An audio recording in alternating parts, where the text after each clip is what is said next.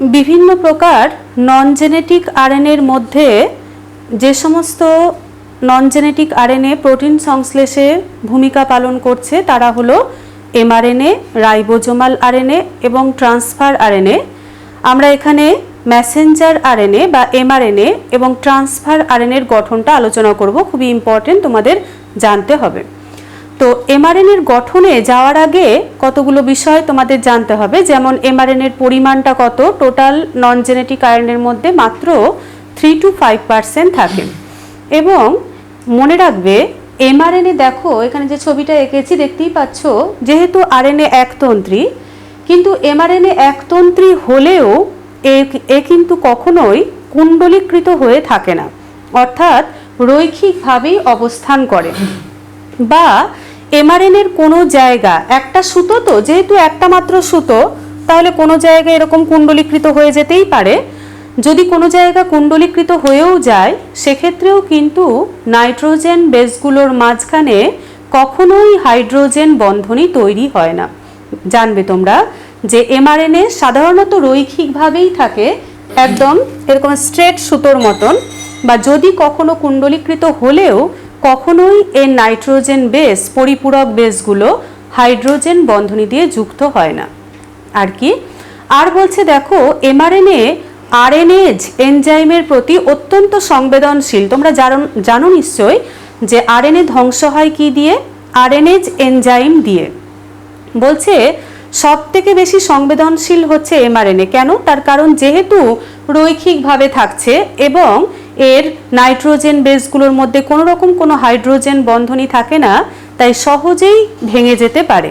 তো এই জন্য কি হয়, এমআরএনএর চারপাশে একটা প্রোটিন আবরণ দেখতে পাওয়া যায়, প্রোটিনের তৈরি আবরণ থাকে।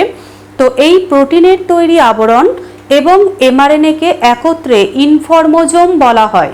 ইনফর্মোজোম বলা হয় আরএনএজ এনজাইম যাতে এর কোনো ক্ষতি না করতে পারে।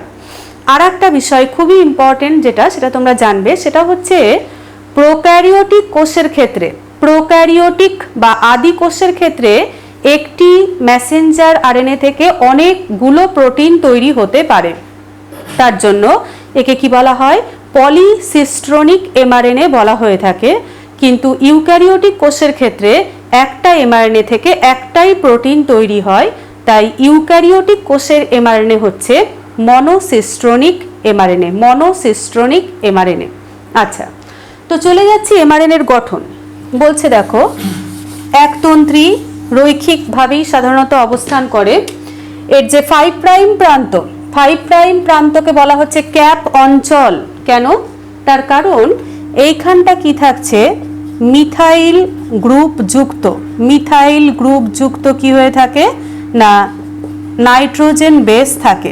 মিথাইল গ্রুপ যুক্ত নাইট্রোজেন বেস, মিথাইল গ্রুপ যুক্ত নাইট্রোজেন বেস দ্বারা গঠিত হচ্ছে 5 প্রাইম প্রান্তের ক্যাপ অঞ্চল। 5 প্রাইম প্রান্তের ক্যাপ অঞ্চল মিথাইল গ্রুপ যুক্ত নাইট্রোজেন বেস দ্বারা তৈরি হয়।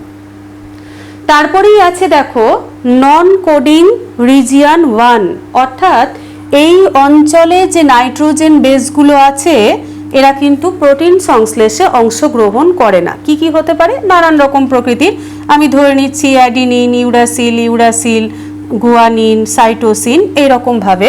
মোটের পর এখানে যে নাইট্রোজেন বেসগুলো আছে এরা কিন্তু কখনোই প্রোটিন সংশ্লেষে অংশগ্রহণ করে না।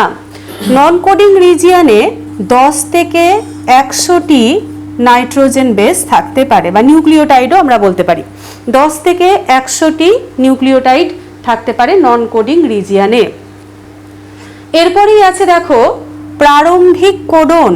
প্রারম্ভিক কোডন, এখান থেকেই প্রোটিন সংশ্লেষের সূচনা। প্রারম্ভিক কোডন যে কোনো কোষে, প্রোক্যারিওটিক হোক ইউক্যারিওটিক হোক, যে কোনো কোষের ক্ষেত্রেই মনে রাখবে যে প্রোটিনই তৈরি হোক না কেন, যে প্রোটিনই তৈরি হোক না কেন, প্রারম্ভিক কোডন হচ্ছে AUG, adenine, uracil, guanine. AUG যা মিথিওনিনকে কোড করে, মিথিওনিন অ্যামাইনো অ্যাসিডকে কোড করে, এবং মিথিওনিন অ্যামাইনো অ্যাসিড একটাই জেনেটিক কোড দ্বারা নির্ধারিত হয়। এরপর আমরা জেনেটিক কোডের বৈশিষ্ট্য পড়ব, যেখানে দেখব যে একটি অ্যামাইনো অ্যাসিড কিন্তু একাধিক কোড দ্বারাও চিহ্নিত হতে পারে, কিন্তু মিথিওনিন কেবলমাত্র AUG দ্বারাই চিহ্নিত হয়। এবং প্রোক্যারিওটিক কোষক বা ইউক্যারিওটিক কোষক যে প্রোটিনই তৈরি হোক না কেন, প্রারম্ভিক কোডন হচ্ছে AUG, যা মিথিওনিনকে কোড করে। অর্থাৎ যে প্রোটিনই তৈরি হোক না কেন, প্রথম যে অ্যামাইনো অ্যাসিডটা আসবে সেটা হচ্ছে মিথিওনিন, যে প্রোটিনই তৈরি হোক না কেন। এবং এই প্রারম্ভিক কোডন থেকেই প্রোটিন সংশ্লেষের সূচনা হয়। আচ্ছা, এরপরেই আছে দেখো, এটা হচ্ছে coding region, main part, coding অঞ্চল, যেখানে প্রায় আমরা বলতে পারি যে 1500টি নাইট্রোজেন বেস বা নিউক্লিওটাইড থাকে। 1500 নিউক্লিওটাইড দিয়ে রাইবো নিউক্লিওটাইড থাকছে কোডিং অঞ্চলের মধ্যে। এবং এটা কিন্তু ভ্যারি করতে পারে, আমি একটা বলছি অ্যাভারেজ ভাবে যে 1500টি নিউক্লিওটাইড দিয়ে তৈরি হচ্ছে বা নাইট্রোজেন বেস দিয়ে তৈরি হচ্ছে কোডিং রিজিয়ন। এবং এখানে এইভাবে ধরো, এখানে আছে guanine, cytosine, cytosine, adenine, uracil, guanine, আবার আছে guanine, adenine, adenine, uracil, uracil, adenine, এরপরে জি দি। আচ্ছা, তাহলে এইভাবে তিনটে করে ভালো করে বুঝে নিবে, এইভাবে অবস্থান করছে কোডিং রিজিয়নের মধ্যে নাইট্রোজেন বেসগুলো। এবং এই তিনটে করে দিয়ে তৈরি হচ্ছে একটা করে জেনেটিক কোড, অর্থাৎ GCC একটা জেনেটিক কোড তৈরি করবে, AUG একটা জেনেটিক কোড, GAA একটা, UUG একটা।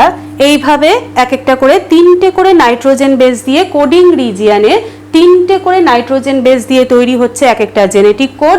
এবং এই কোড হিসাবেই একের পর এক অ্যামাইনো অ্যাসিড বহন করে নিয়ে আসবে ট্রান্সফার RNA এবং রাইবোজোমে নিয়ে এসে পেপটাইড বন্ধনী দিয়ে যুক্ত করে প্রোটিন তৈরি করতে সাহায্য করবে। তাহলে এই mRNA একটু আগেই বলছিলাম যে mRNA এর কাজ কি না, জেনেটিক কোড বহন করে এবং এই কোড হিসাবেই পলিপেপটাইড শৃঙ্খল বা প্রোটিন কি ধরনের তৈরি হবে তা নির্ধারিত হয়ে থাকে। তাহলে কোডিং রিজিয়নে এইভাবে ধরে নিচ্ছি প্রায় 1500টি নাইট্রোজেন বেস আছে এবং এই নাইট্রোজেন বেসের তিনটে করে দিয়ে দিয়ে এক একটা তৈরি হচ্ছে জেনেটিক কোড এবং এই কোড হিসাবেই প্রোটিন সিনথেসিস নির্ধারিত হয়। ভালো কথা। তাহলে এখানে তাহলে একটু বলা দরকার, তাহলে এই কোডিং রিজিয়নটা যত বড় হবে, কোডিং রিজিয়ন যত বড় হবে, দেখা গেল 1500 জায়গায় 2000 নাইট্রোজেন বেস আছে, তাহলে কি হবে, সেক্ষেত্রে যত বেশি বড় হবে কোডিং রিজিয়ন তত বেশি সংখ্যক অ্যামাইনো অ্যাসিড দিয়ে পলিপেপটাইড শৃঙ্খল তৈরি হবে, অর্থাৎ প্রোটিন তত বড় হবে। আর কোডিং রিজিয়ন যত ছোট হবে তত কম অ্যামাইনো অ্যাসিড দিয়ে তৈরি হবে পলিপেপটাইড শৃঙ্খল, অর্থাৎ প্রোটিন ততই ছোট হবে, প্রোটিনের গঠনটা ততই ছোট হবে। আচ্ছা, তাহলে এইভাবে AUG থেকে প্রোটিন সিনথেসিস শুরু হয়ে ধীরে ধীরে ধীরে ধীরে জেনেটিক কোড হিসেবে চলতে চলতে এর নিশ্চয়ই একটা সমাপ্তি হবে। তাহলে এই কোডিং রিজিয়নের পরই আছে দেখো স্টপ কোডন, এটাকে বলছি আমরা স্টপ কোডন, অর্থাৎ যেখানে প্রোটিন সংশ্লেষের সমাপ্তি হচ্ছে। এই স্টপ কোডন হিসেবে যে কোনো একটা থাকবে, যে কোনো একটা থাকবে, কি কি হয়, UAA, না তো UAG, না তো UGA, এই তিনটের মধ্যে যে কোনো একটা থাকবে স্টপ কোডন হিসেবে। আমি এখানে UAA দেখিয়েছি, যে কোনো একটা থাকবে এবং যে কোনো একটা আসলেই প্রোটিন সংশ্লেষের সমাপ্তি হবে। তাহলে মেন প্রোটিন সংশ্লেষে অংশগ্রহণ করছে এই পার্টটুকু mRNA এর, প্রারম্ভিক কোডন থেকে স্টপ কোডন পর্যন্ত প্রোটিন সংশ্লেষে ভূমিকা পালন করে। এরপরে দেখো আর একটা রিজিয়ন আছে যেখানে কতগুলো নাইট্রোজেন বেস এখানেও আছে, কিন্তু এরা প্রোটিন সংশ্লেষে অংশগ্রহণ করে না, একে নন কোডিং রিজিয়ন 2 বলা হয়ে থাকে। এখানে প্রায় 50 থেকে 150টি নাইট্রোজেন বেস দেখা যায়, 50 থেকে 150টি নাইট্রোজেন বেস দিয়ে তৈরি হচ্ছে নন কোডিং রিজিয়ন 2, প্রোটিন সংশ্লেষে অংশগ্রহণ করে না।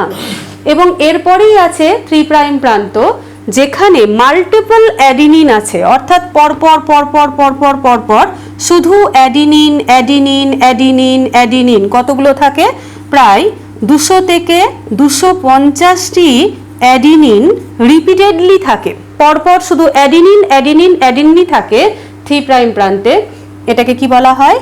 পলি, লিখেছিলাম আমি, নিচের দিকে লেখা আছে, এটাকে পলি এ প্রান্ত বলা হয়ে থাকে, পলি এ প্রান্ত বলা হয়ে থাকে। আচ্ছা, তাহলে এই হয়ে গেল একটা এমআরএনএ এর গঠন। এমআরএনএ এর এই প্রারম্ভিক কোডন থেকে স্টপ কোডন পর্যন্ত এই অঞ্চলটুকুই শুধু প্রোটিন সংশ্লেষে অংশগ্রহণ করছে। তার আগে 5 প্রাইম প্রান্তে খুবই ইম্পর্টেন্ট আসতে পারে কোশ্চেন, যে কোন প্রান্তে ক্যাপ অঞ্চল, কোথায় পলি এ টেল কোন দিকে আছে, এগুলো কিন্তু জানতে হবে। 5 প্রাইম প্রান্তে আছে ক্যাপ অঞ্চল, এখানে মিথাইল গ্রুপযুক্ত নাইট্রোজেন বেস, তারপরে কতগুলো রাইবোনিউক্লিওটাইড বা নাইট্রোজেন বেসও আমরা বলতে পারি, যা প্রোটিন সংশ্লেষে অংশগ্রহণ করে না। তারপর প্রারম্ভিক কোডন, যে প্রোটিনই তৈরি হোক না কেন, প্রোক্যারিওটিক ইউক্যারিওটিক সমস্ত ক্ষেত্রেই AUG এটা মিথিওনিনকে কোড করে। তারপর কোডিং রিজিয়ান, যেখানে 3টে করে নাইট্রোজেন বেস দিয়ে তৈরি হচ্ছে এক একটা কোড, এবং সেই কোড হিসেবেই একটা একটা করে অ্যামাইনো অ্যাসিড যুক্ত হয়ে তৈরি হচ্ছে পলিপেপটাইড শৃঙ্খল তথা প্রোটিন। যত বড় হবে প্রোটিনের সাইজ তত বড় হবে, যত ছোট হবে কোডিং রিজিয়ান প্রোটিন তত ছোট হবে।